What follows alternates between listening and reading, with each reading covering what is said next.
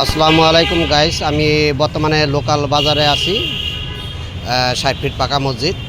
তা আমি লোকাল বাজারে আমি মোটামুটি সব দিকে হেঁটে দেখতেছি যে বর্তমানে বাজার কোনটা কী দর আছে। আমি এক ভাইয়ের দোকানে যাচ্ছি, তাই ভাইয়ের কাছে আমি জিজ্ঞাসা করছি যে কোনটা কোন দর আছে, ওনার বেচা কিনা বর্তমানে কী অবস্থায় চলে আর কি। হ্যাঁ ভাইজান, এই আপনার এই বর্তমানে এই এই আলু কত করে কেজি? 25 টাকা। আচ্ছা, আপনার রসুন কত করে এটা? 70 টাকা কেজি। পেঁয়াজ 40। আদা কত করে? 36। 136। 136 টাকা আদা। আর বড় রসুন 160।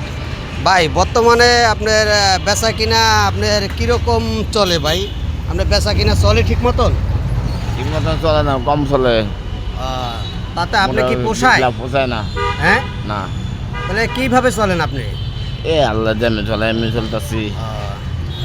দেখছেন ভাই, এই যে একজন বাজারে যে বিক্রি করে, যে ওনার বেচা কিনা খুবই কম, যে বাজার বর্তমানে ওই পাইকারি রেট বেশি, এই কারণে মনে করেন এদিকে তার বেচা কিনা করতে কষ্ট হয়।